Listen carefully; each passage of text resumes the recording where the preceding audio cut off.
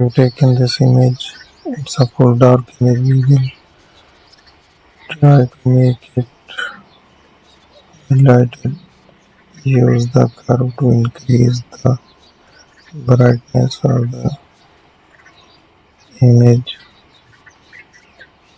Let's take in this way and make another adjustment. Options, it's a channel mixer. Mix up some channels to get a great color combination here.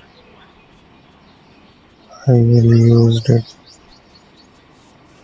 Add some filter from the filter gallery. I use some distort. Apply the sketches here.